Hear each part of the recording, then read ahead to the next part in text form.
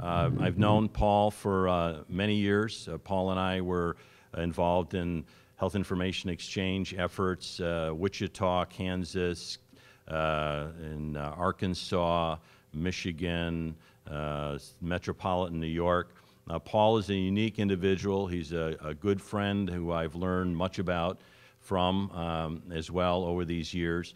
He's unique in that he's not only a practicing physician, he has a master's degree in medical informatics. He is a informatics researcher with the Regenstrief Institute in Indianapolis. If you're not familiar with it, it is an incredibly impressive organization. I would consider them the leading HIE think tank in the United States. They support with the VA a physician informatics fellowship program, and they spurned the development of probably the oldest and longest standing health information exchange in the United States, the Indiana Health Information Exchange. So Paul's efforts have extended over the years beyond the borders in the United States. I think you're in for a real treat today as he talks about his efforts with Open MRS, a unique approach to allowing providers to really be at the forefront of using healthcare technology and ultimately exchange. We have a lot to learn from that work. I would submit to you that in their current trajectory, they will probably leapfrog ahead of us in the United States, where we have, unfortunately, a lot of proprietary challenges related to EHR integration, as I was talking about earlier. So with that, I'm not going to take any more of Paul's time. Please join me in welcoming Dr. Paul Biondich.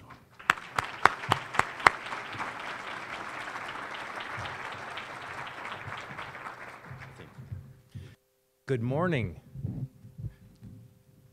You all have a beautiful state. It's my very first time here in Vermont, and not only is the view beautiful. We drove in this morning. I just thought, wow, the mountains and the water are just gorgeous. But the people here are great as well. I was flying in yesterday and spent a little bit of time talking to someone that had been making a bunch of trips back and forth to Vermont for some work, and he said not only is the landscape beautiful, but the people are beautiful. He's never met a person he couldn't get along with here in Vermont. So I've been really impressed, and I really appreciate you all having me. It's my first time here in Vermont.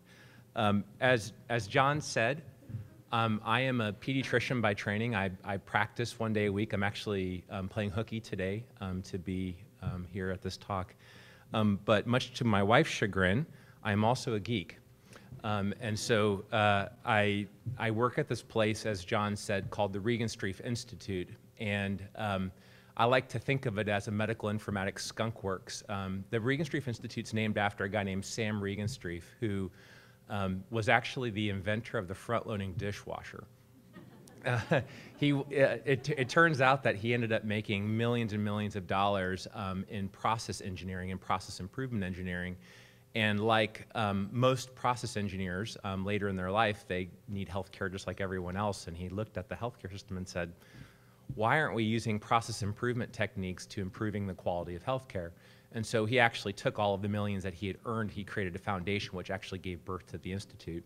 And so the Institute is filled with people like myself, these clinician geek type people, and we build health information technology.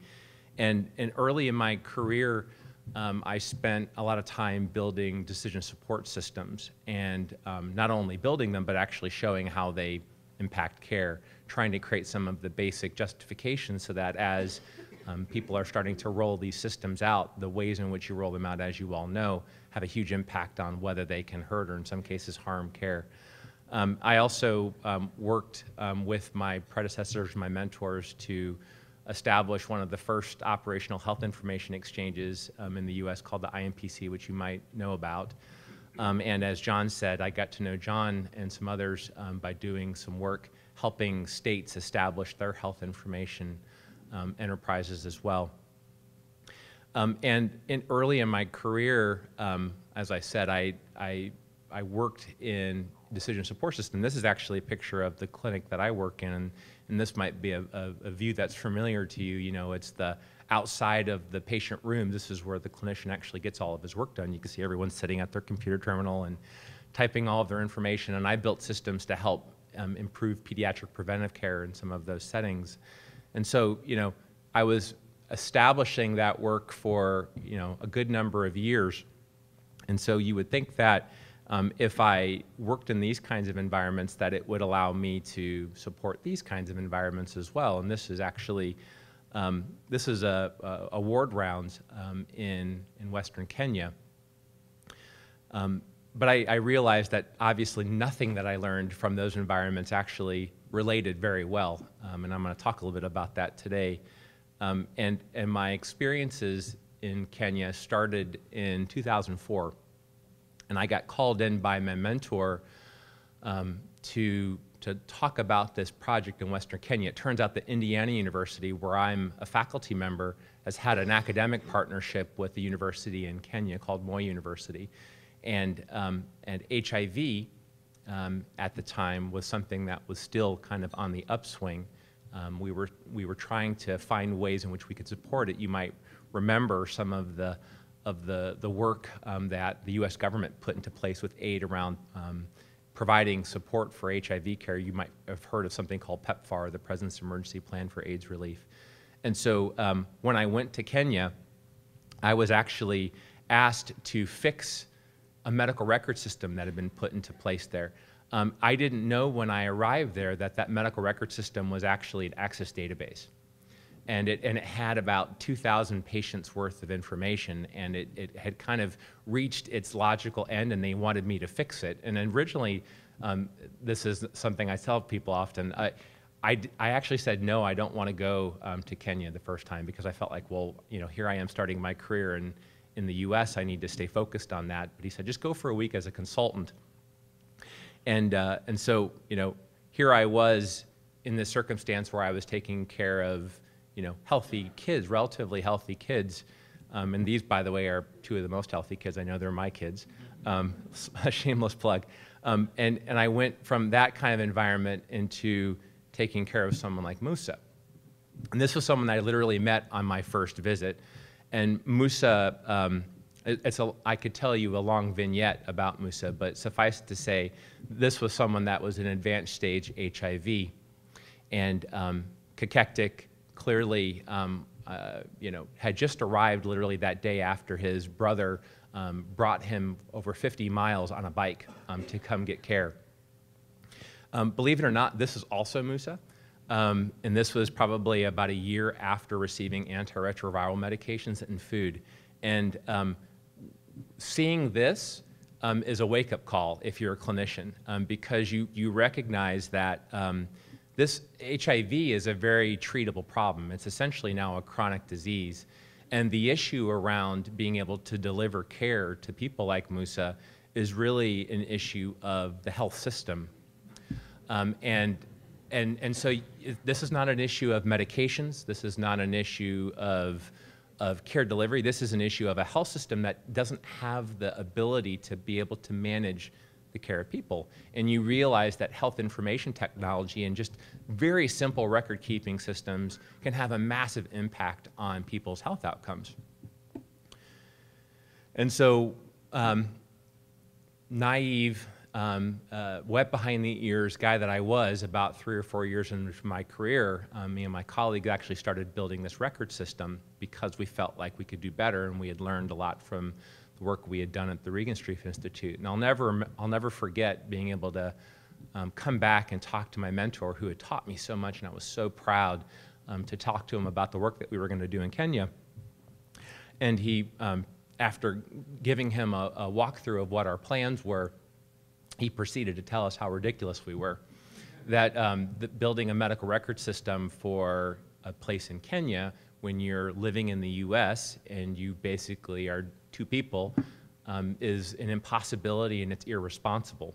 You know, this is the work of a record system is the work of dozens, if not, you know, hundreds of people. I'm sure you all are aware that companies like Epic and Cerner, they have hundreds of employees and they work towards building record systems. And so, you know, what could what could two people do with 10% of their time? And after being frustrated with him about that, I recognized that two things had to change. One, we needed to do something about it. I think our heart was in Kenya after going and making that first trip, but we realized that we needed, instead of just doing it ourselves, we needed to do it a little bit differently. And so in the process of the next year or two, we ran into some other groups that were in a very similar circumstance to us. They had a very simple system and they needed to make it work in their setting as well. And so we decided to work on that together, and we developed what became the AMRS, or the AMPATH Medical Record System. And when you think about EMRs, I mean, you saw some videos, and I even showed them some slides, people getting in front of a computer and typing out notes and getting decision support, and all kinds of really kind of real-time interactions. But when you go to a place like Kenya, and the clinic is essentially a tackle box with medications and a tent, putting a laptop in place, or even putting any kind of network connectivity is just not a very realistic thing. And so the EMR, the quote-unquote EMR, for a number of years was essentially printed paper forms. And so we would collect data from clinicians during their visits, the things that they would document during their visit. There would be Kenyans that would enter the most critical information. And because HIV care is this longitudinal, you see patients every couple of months, it's really important to abstract those data and to show the summaries of information. So we generate these, as you can see, these sheets that allow clinicians to be able to quickly understand how to take care of their HIV patient, understand whether they're compliant on antiretrovirals, understand what kind of preventive services they need to provide, that sort of thing. It makes a real difference to them, and it's really focused on their specific need. And as that system has become more mature and it's grown, we started to add in more of the typical functionalities that you see over time. And it's really surprising. Prior to this talk, I went and looked up the recent data inside the record system, whereas before the record system was around 2,000 patients, it's now close to 600, almost 700,000 patients. And it has a lot of visits information in it. It's a fairly large database, and as you can see, we store data discretely at the atomic level, and so we can do all kinds of interesting things with those information. And so it's actually generated a lot of real value for the people in Western Kenya. As I mentioned before, the way in which we built that software was meant for the needs of that environment in the same way that it was meant for the needs of our collaborators who were also working with us on it. And so we built, instead of just a shrink-wrapped medical record system, we built the platform, or kind of the Lego blocks for building record systems.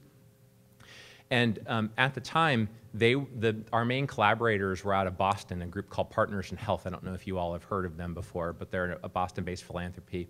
And at the time, we were doing software development literally together on a day-to-day basis, and we used online tools to be able to basically share code, share our thoughts. We would communicate with each other over this just as a way to be efficient. The big surprise for us, though, is that we started getting emails from people on the internet saying, we see that you've been building this code online, can we participate as well? And at the time, I didn't really understand what open source was. If anything, in the open source community, I kind of thought it felt more like religious zealotry, everything should be free and software should be free. And at the time, I didn't really see a lot of activity happening with it, but we stepped back from the work that we were doing, and we didn't even realize it, but we were actually behaving as an open source project back when we were just started. But the way in which we built things allowed other people to be able to do work with it as well. It was kind of a surprise to us. If you fast forward to today, that AMRS, that AMPATH Medical Record System, has actually become the basis of a pretty large open source community called OpenMRS. And we have tons of contributors to it. The last release of the software, for example, had 81 contributors to it. And many of those people are people I've never met before. They're people that just make contributions to the code. And so we're collaboratively developing this thing that's now freely available. And it's used in lots of places. And so I also, in preparation for this talk, I went and looked at the download statistics for the software. I think there are like 190 or so countries in the world, and it looks like as of in the past year, 160 of those countries have downloaded it. This slide is a reflection of self-reported implementations of that software platform. And so it's grown a tremendous amount. And so I think throughout this experience, what I've really learned about, an important lesson about, is the importance of collaboration and how shared needs actually sustain themselves, because in almost all cases, when you found a shared need, everyone is willing to give a little bit if they can participate in a commons. And we've really learned that experience through the OpenMRS project.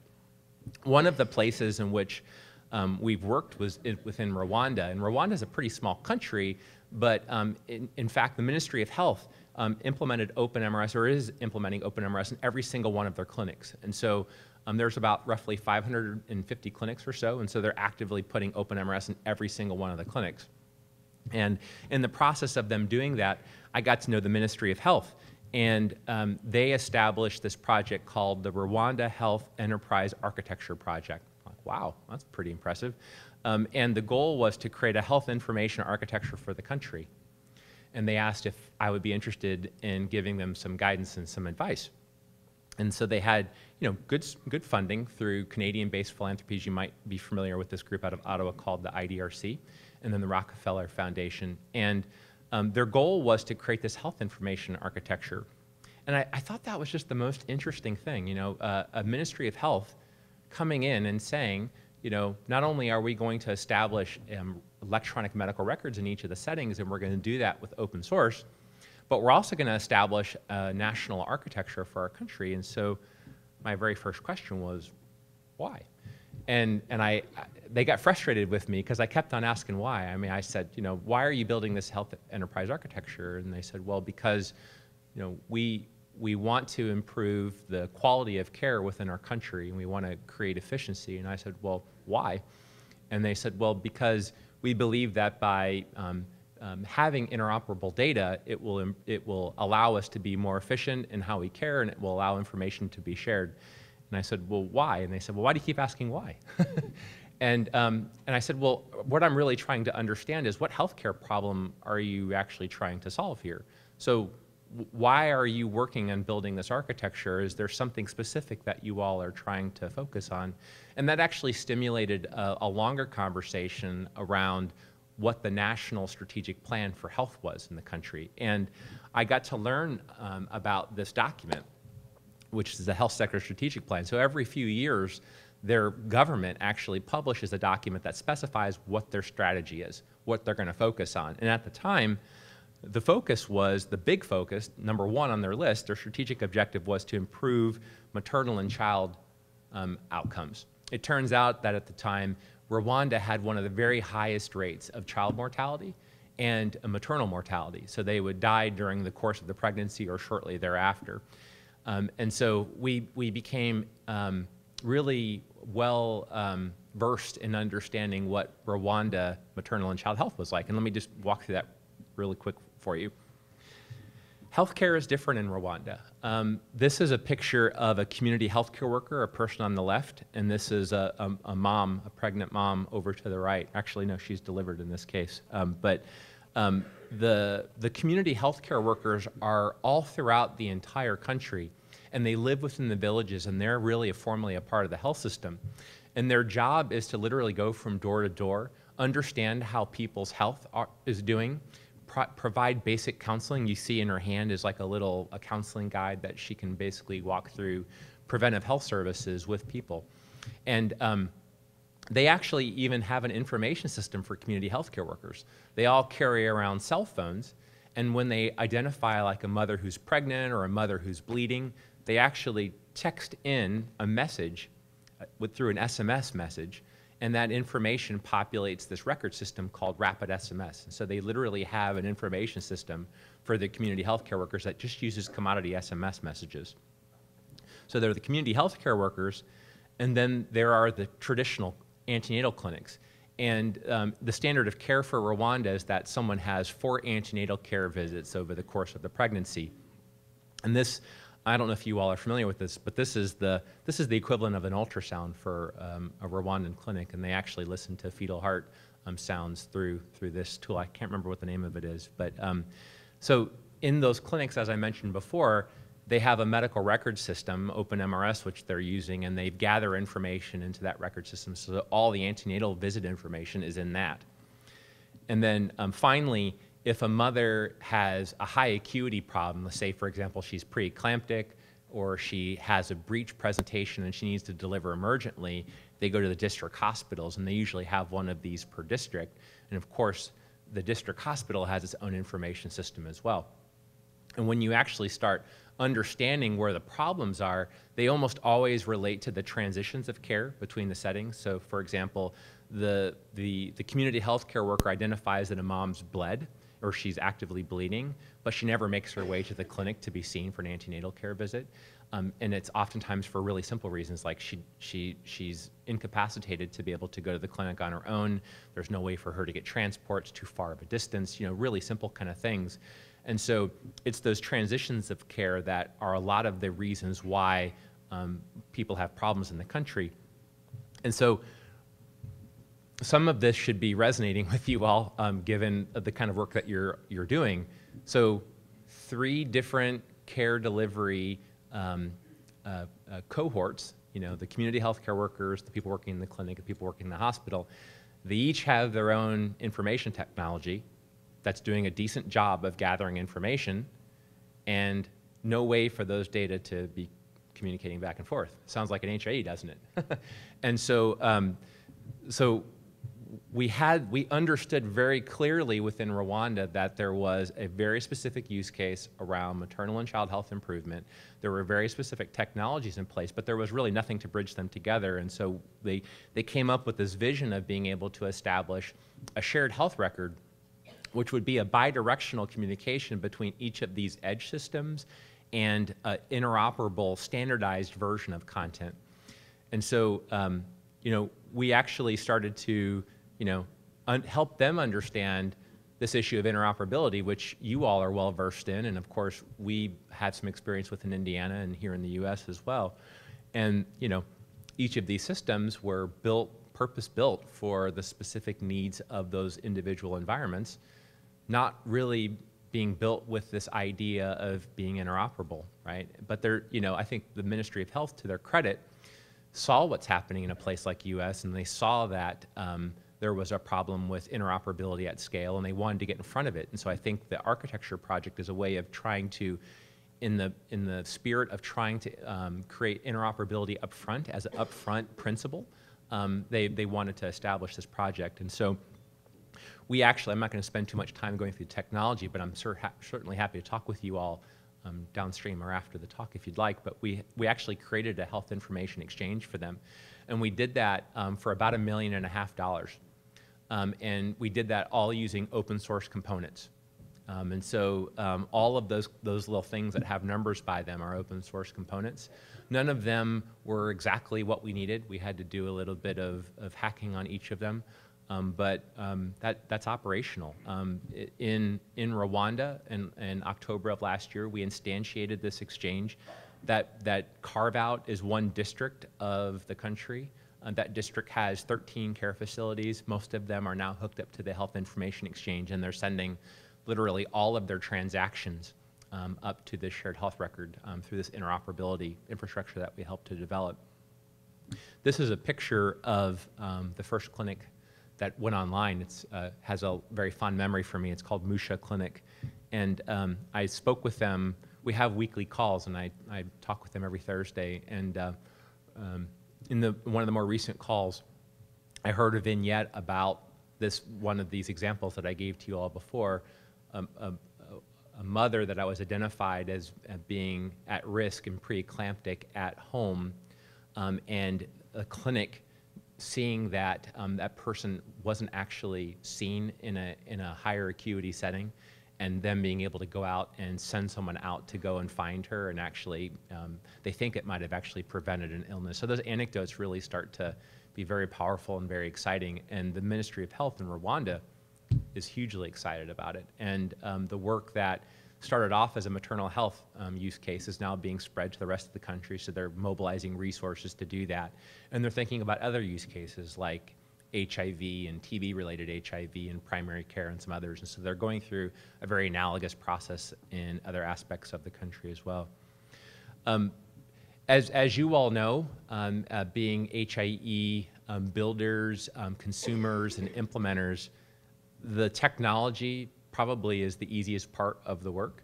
In a place like Rwanda, I would argue that that's even more the case. There's so much that has to be done from a human and a process transformation than the technology even begins to speak about. And that's everything from helping the actual workers themselves become information fluent and understand the importance of how using information technology has value. Building up technologists within the country that can actually maintain and sustain the systems over time. I'm thinking about the underlying ICT infrastructure and how that needs to evolve over time. So they're in the process, believe it or not, of actually putting fiber optics to all of their clinics in the country. I mean, just really forward-thinking kind of stuff here. You have to have the eHealth strategy, and so they actually have someone within the Ministry of Health who is the eHealth coordinator of the country, and he's a health informatics person that I've helped to on his PhD with, so he's actually going through formal training for that. Building up stakeholder leadership and partnering with other countries, because these kinds of competencies are going to be very important to the region and to the rest of the world. And so we realized that so much of this process is about community development, and it was pretty similar to the work that we had done with OpenMRS. And so because of the pent-up demand, and a lot of the other countries, once they saw what was happening in Rwanda, they said, well, we want this too. And we realized that the only way that you could actually make that happen was through a community. And so we actually created another community called OpenHIE to focus on basically helping underserved environments support their own health information exchange. And so, what we've done is we've essentially established these communities of practice. And so they convene around open source technology, but as you know, the technology is just one part of it. There's all of the other aspects of peer learning. There's all the experiences of, well, this maternal and child health use case, maybe we could take that off the shelf and modify it in a few ways. And so we try to share all of the lessons, all of the artifacts, the use cases, the functional requirements, all the specifications.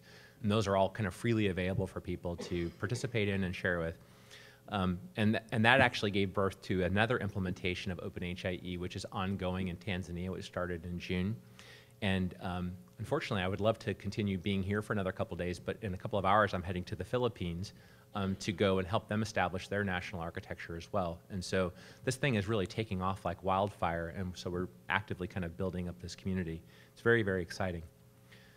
This is a website if you're interested in looking more at it. It's ohie.org. It's only been going for about a year, and so it's very much a work in progress, but I would encourage you to participate if you're interested. These two projects, what became OpenMRS and what became OpenHIE, kind of helped me understand that my work in the US probably was going to start to narrow down to close to nothing. And I've acquiesced and I've become a global health informatics practitioner. And in the process of doing that, I made a very deliberate decision to kind of take a step back and understand what global health is.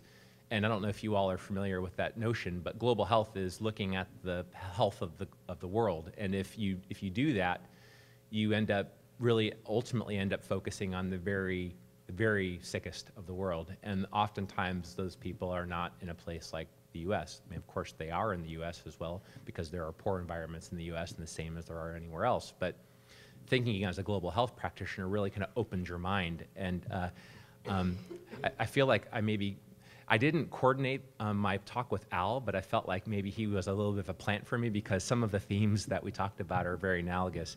I like this idea of an income pyramid, and you all probably have seen this before, where here in the West and just in Western countries, generally speaking, there's this top rung of the pyramid. It's people that have above $20,000 a year, and then there are the people in the West that have between $1,500 and $2,000 or $20,000 a year, and that's right around 1.5 to 1.7 billion. You think to yourself, that's not a lot of money. But then you look at the rest, the 4.2 billion people that live on less than $1,500 a year. I mean, it's striking. And I wanted to understand that a little bit better, and so I took a little bit of the money that I had squirreled aside, and I went and traveled. And one of the places that I wanted to go visit more than any was this place in India that I'm going to tell you a little bit about. But what really got me thinking about doing this traveling was thinking a little bit about healthcare spending and outcomes. Because when you're thinking about global health, the question becomes, well, how do you take care of 4.x billion people with such a small amount of resources? And generally speaking, I think this is a really interesting image because it shows that over time, or on one dimension is life expectancy. So on the vertical axis is life expectancy, and on the horizontal axis is amount spent per capita. And you can see that it follows a generally linear pattern. So as you spend more money, you get better life expectancy. But there's a little bit of a trick here in that the US is actually off this chart. That's a very startling thing. And if you could imagine that if we spent, if we were actually following that trend line, we would have a life expectancy somewhere in like the 85 to 90 range, right? So that's just one dimension that caught my attention. You might think I was cherry picking an image. Here's another one. This is just as compelling. This is infant mortality per capita. So you would imagine as you spend more, infant mortality goes down. The US is up in the top right-hand corner. And so that's a pretty interesting couple figures, and it really gets you thinking about the poorest of the poor environments. And so, unlike a place like the US, when you go to a place like India, which, I don't know how much you all know about India, but it's a tenth of the world's population. A full 90% of that population lives on less than $100 a year. I mean, it's a completely different world, and healthcare is a massive, massive problem. And the reason I wanted to go to this particular hospital is that I had heard from lots of colleagues in India that this is a place where God's work was being done. And so I wanted to see it with my own eyes. And so this is a picture of the clinic. This is the day that I arrived there, and they had these huge lines of people queued up to get care. And they call it a hospital, but it's really kind of like a super clinic in that people come oftentimes without appointments. They get the equivalent of an outpatient visit, but when they're really sick, they end up spending the night. And so they have beds there as well. So it serves as like both a hospital and a clinic. And they ultimately ended up implementing OpenMRS, and they're actively implementing OpenMRS throughout the hospital. But what really caught my attention was this, and I just keep thinking about this experience, was this room off to the side of the hospital, and it's this program called the Appropriate Technology for Health. Okay, well, what does that mean? Let me show you this. So I saw this little table, and I'm sorry about the quality of the picture. I didn't have a better picture, but there are 3 little plastic vials, and the bags underneath them are a compound called copper sulfate. Are any of you familiar with copper sulfate? So copper sulfate, I said, well, what is this for? And they said, well, each of those bags has a different concentration of copper sulfate, and we mix it with the same amount of water, which creates 3 different concentrations. And so copper sulfate and blood have a relationship, and blood will either float or sink within copper sulfate. And so what this is actually is a hemoglobin test. And so you can actually test someone's hemoglobin, and the cost of that is around 80 cents, and it can do around 10 tests. And so this is what they go out to the field with to test someone's hemoglobin. Granted, it doesn't provide you the high level of accuracy that a test here does, but then the question becomes, well, do you need that accuracy when you're doing really simple care? This is another example. This is a little vial that has it's basically a culture vial, and it allows them to understand whether water is polluted or not. And the problem that they came up with was, how do you incubate this because it needs to be incubated over time? Well, they just put it on their side, and they walk around with it for a couple of days. And so, of course, duh, yeah. This is a water purifier. So literally the cost of the can and the gyro that sits on someone's bike is around like $50 or $60, and it's basically hooked up to this ultraviolet light, and that purifies the water. And so, I just really became obsessed about this, and I've been talking to this guy for a while offline, and he's introduced me to this idea of Jugod. Has anyone ever heard of that before? Jugod? It's doing more with less. Pretty powerful idea. And so I started reading about Jugod, and you end up on, I put a bunch of Google terms on here for you if you're interested. Appropriate technology, frugal innovation, reverse innovation, inclusive innovation, and bottom of the pyramid innovation.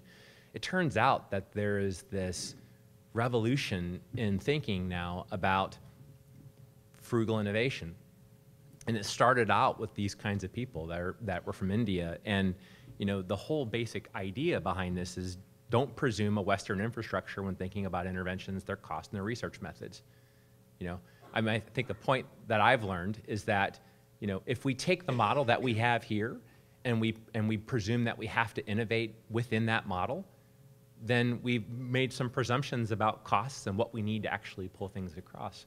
And I think some of the real innovation happens when you are constrained. And I think that's what we've learned a little bit in the work that we've done in global health. And the other dimension of it is to take the needs of poor consumers up front and maybe work backwards from that. So make something that will work with them, and then that maybe can scale versus the vice versa. And so some final thoughts.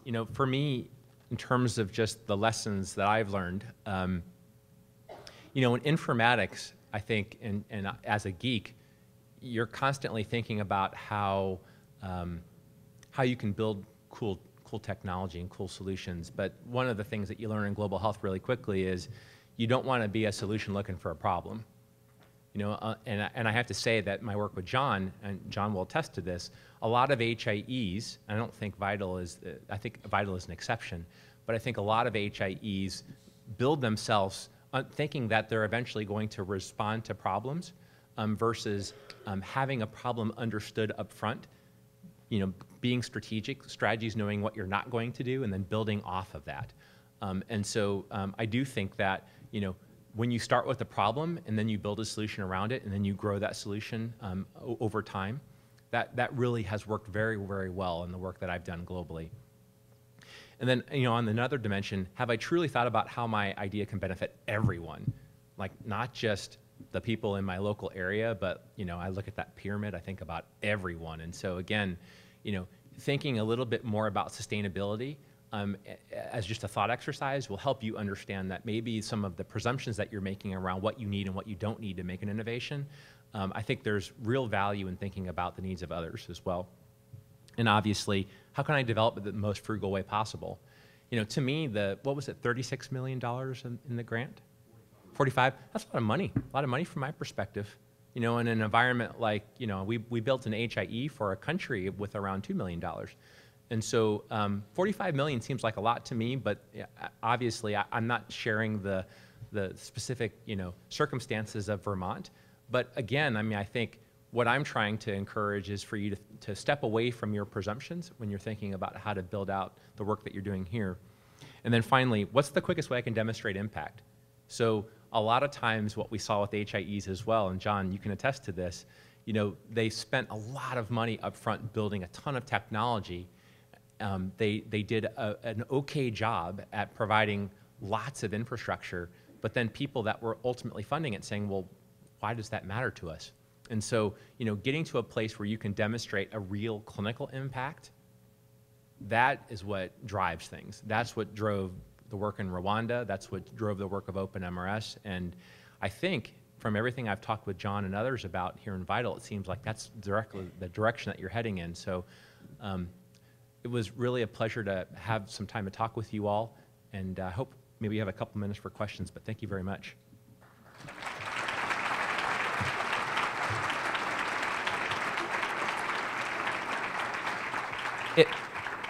One other quick thing, if you all want my slide deck, I've gotten into these new glyphs, these new 2D barcodes. If you want to scan it, that will give you a copy of my presentation, and the link is there as well. So please feel free.